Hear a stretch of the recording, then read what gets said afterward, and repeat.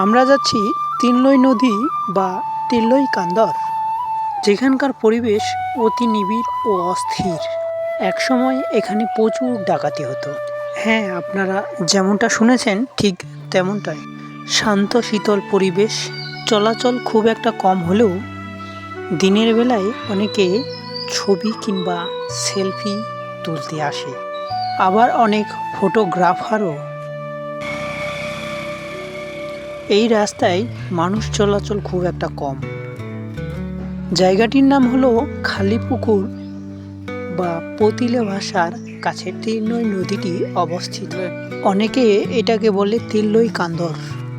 আমার জায়গাটি খুব ভালো লাগছিল, তাই নিচের দিকে নামার চেষ্টা করছিলাম। আমার এই ব্লগ ভিডিওতে সবাইকে স্বাগতম। সঙ্গে রয়েছেন ক্যামেরাম্যান আব্দুল আলিম। এই পুলটির গড় উচ্চতা প্রায় আনুমানিক 20 থেকে 40 ফুটের মতো।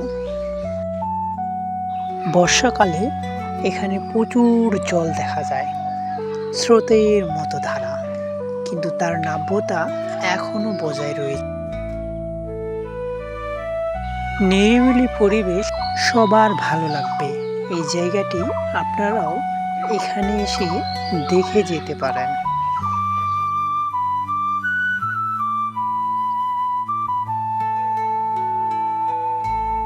এই নদীটির আশেপাশে রয়েছে চারদিকে ফসল। দুই একজন মানুষ দেখা গেলেও এর থেকে আর বেশি দেখা যায় না। এবার আমাদের সময় শেষের দিক, বেলা খুব একটা বেশি নেই, তাই চলে যাওয়ার পালা। Tata, bye bye. দেখা হবে নতুন কোনো ভিডিওতে। সেই পর্যন্ত ভালো থাকবেন।